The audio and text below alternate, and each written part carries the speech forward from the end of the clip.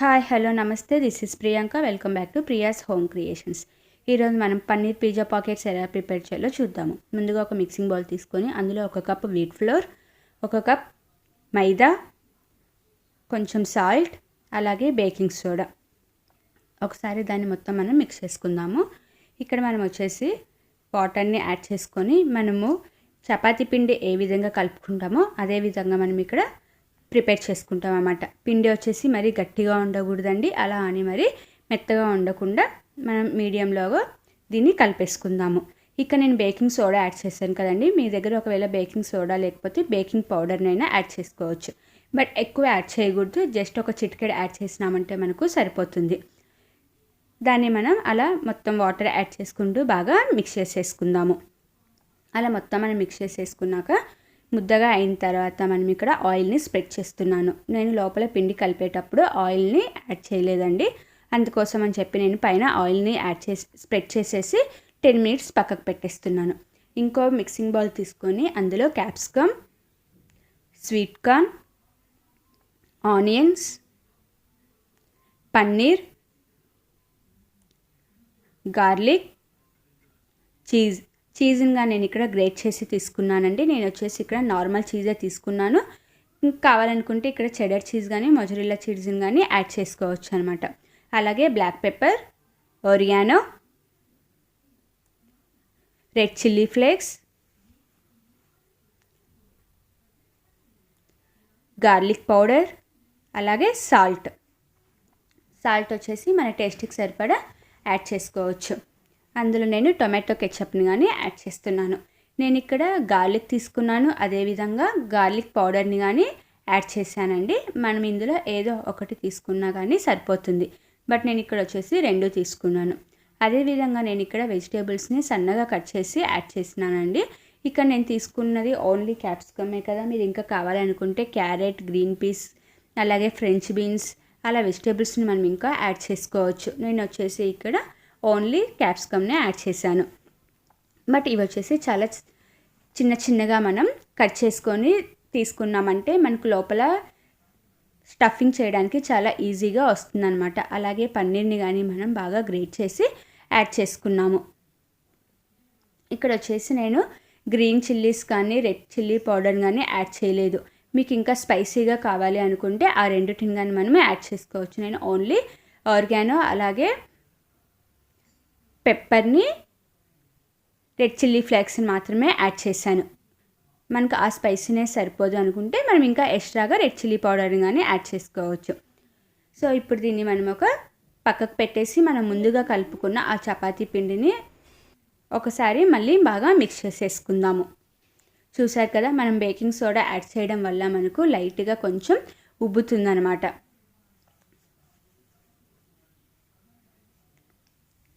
అలా దాన్ని మనం మొత్తం ఒకసారి బాగా మిక్స్ చేసేసుకుందాము. ఇక్కడ నేను వచ్చేసి ఓన్లీ ఒక ఫ్లోరే తీసుకోకుండా 2 ఫ్లోర్లు మిక్స్ చేసి యాడ్ చేశానండి. మీకు కావాలనుకుంటే ఓన్లీ వీట్ ఫ్లోర్ అయినా యాడ్ చేసుకోవచ్చు, లేదు అనుకుంటే మైదానైనా యాడ్ చేసుకోవచ్చు. బట్ నేను ఇక్కడ వచ్చేసి 2 యాడ్ చేశాను. అలా మనము దాన్ని డివైడ్ చేసుకొని మనం చపాతీని ఎలా అయితే మనం రోల్ చేసుకుంటామో అదే విధంగా మనం ఇక్కడ కానీ ప్రిపేర్ చేసుకుంటాము. రోలింగ్ పిన్ తీసుకొని, చపాతీ కర్రని తీసుకొని, మరీ పతలాగా తిక్కకూడదండి, అలా అని మరీ మందం తిక్కకుండా మనకు లోపల స్టఫింగ్ పెట్టినా అది ఎక్కడ హోల్ పడకుండా ఉండే విధంగా మనం దీన్ని సాదుకుంటాము.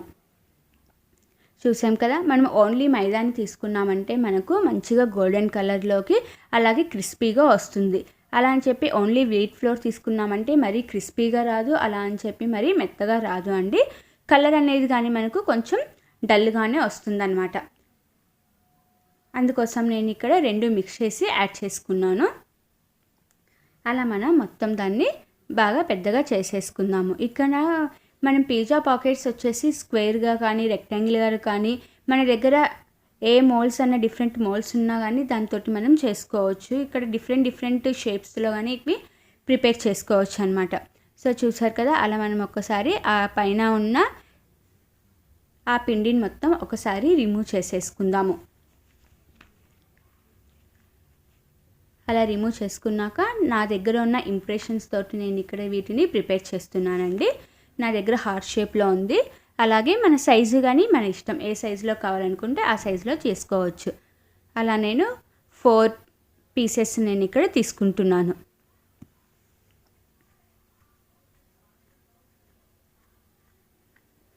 అలా మనం డిఫరెంట్గా దీన్ని ప్రిపేర్ చేసుకోవచ్చు. చాలా ఈజీగా అయిపోతుందండి. అలాగే మనం ఇలా డిఫరెంట్గా చేసామంటే పిల్లలకు కానీ డిఫరెంట్ స్నాక్స్ వస్తాయి. అలాగే వాళ్ళు కానీ తీసుకునేటప్పుడు చాలా ఇంట్రెస్ట్గా దీన్ని తీసుకుంటారు. అలా మనం సైడ్కున్న పిండిని మొత్తం తీసేసి ఆ పీసెస్ని ఒకటి మనం హార్ట్ షేప్లో ఉన్న పీసెస్ని ఒకటి సపరేట్ చేసేసుకుందాము.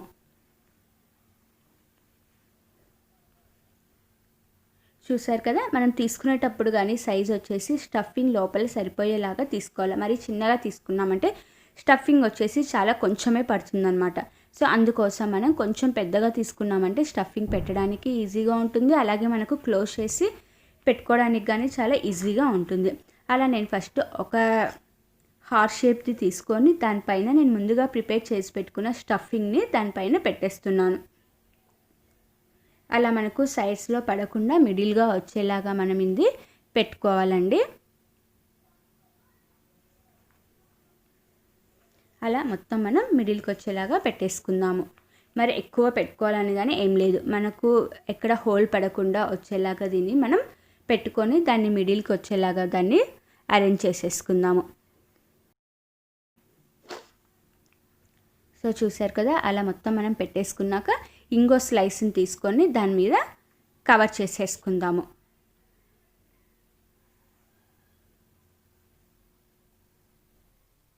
ఈ స్టఫింగ్ మాత్రం చాలా జాగ్రత్తగా పెట్టుకోవాలండి. ఎందుకంటే మనం ఇది డీప్ ఫ్రై చేస్తాం కదా, ఎక్కడైనా హోల్ పడిందంటే ఆ ఆయిల్లోకి మొత్తం లోపల ఉన్న స్టఫింగ్ అంతా వచ్చేస్తుంది. అలాగే ఆయిల్ అనేది కానీ లోపలికి వెళ్ళిపోతుంది అన్నమాట. సో అందుకోసం మనం జాగ్రత్తగా పెట్టుకున్నామంటే ఎక్కడ హోల్ పడకుండా మనకు కరెక్ట్గా ఫ్రై అయిపోతుంది. అలా మొత్తం మనం అరేంజ్ చేసేసుకున్నాక ఇంకొక పీస్ని తీసుకొని దాని మీద పెట్టేసుకుందాము. మీకు కావాలి అనుకుంటే కింద దానికి వాటర్ అప్లై చేసి అయినా దాన్ని అతికించవచ్చండి. లేదు అనుకుంటే మనం ఇలా ఒక్కసారి ప్రెస్ చేసామంటే మనకు నీట్గా స్టిక్ అయిపోతుంది. చూసారు కదా, అలా సైడ్స్కి మొత్తం మనం ఒక్కసారి ప్రెస్ చేసేద్దాము. అలా మొత్తం మనం సైడ్స్కి ప్రెస్ చేసిన తర్వాత నేను ఇక్కడ ఫోక్ తీసుకొని దానికి డిజైన్ చేస్తున్నా అండి. ఇది వచ్చేసి మన ఇష్టం, మనకు డిజైన్గా కావాలి అనుకుంటే ఫోక్తో పెట్టుకోవచ్చు, లేదనుకుంటే జస్ట్ నార్మల్గా దాన్ని మొత్తం ప్రెస్ చేసేసినా సరిపోతుంది. అలా ఫోక్తో పెట్టేటప్పుడు కానీ చాలా జాగ్రత్తగా పెట్టాలి. ఎందుకంటే మనకు ఫోక్ ముందు సైడ్ బాగా షార్ప్గా ఉంటుంది కాబట్టి మనకు హోల్స్ పడే ఛాన్సెస్ ఉన్నాయన్నమాట. అందుకోసమని మనం ఫోక్తో పెట్టుకునేటప్పుడు కానీ చాలా జాగ్రత్తగా పెట్టుకోవాలి. చెప్పే కదా, మనకు చిన్న హోల్ ఉన్నా సరే ఆయిల్ మొత్తము దాని లోపలికి వెళ్ళిపోతుంది. అలా మొత్తం మనం అన్ని సైడ్స్ దానికి ఫోక్ తోటి నేను ఇక్కడ పెట్టేస్తాను.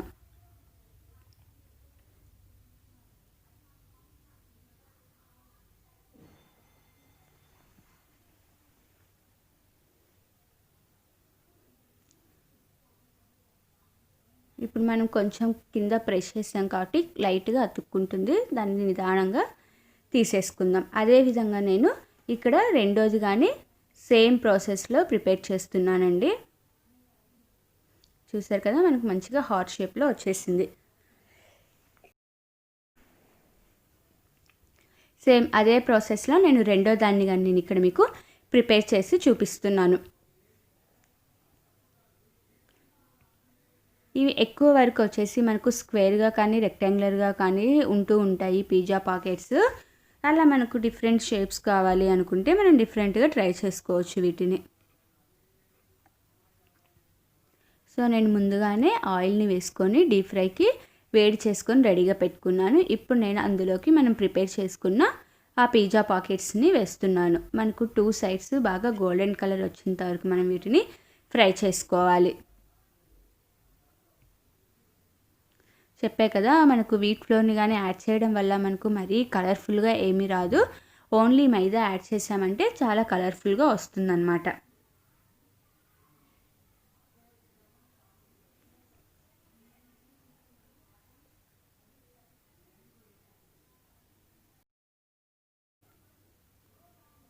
సో మనకు ఒక సైడ్ గోల్డెన్ కలర్ వచ్చేసింది. ఇప్పుడు రెండోసారి ఫ్రై అయిపోతుంది కదా.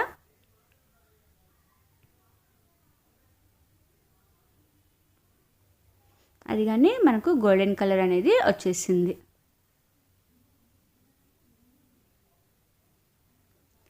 వీటిని మనం ఒక టిష్యూ పేపర్లోకి తీసేసుకుందాం. అలా టిష్యూలోకి తీసుకోవడం వల్ల మనకి ఎక్స్ట్రా ఆయిల్ అంతా టిష్యూ అనేది అబ్జర్వ్ చేసేసుకుంటుంది.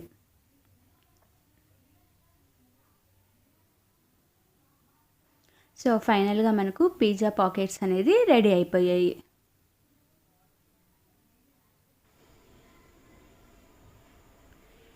ఓకే ఫ్రెండ్స్, మీరు కానీ ట్రై చేయండి. మీకు ఎలా వచ్చింది, టేస్ట్ ఎలా ఉండేది అనేది నాకు కింద కామెంట్ బాక్స్లో మెన్షన్ చేయండి.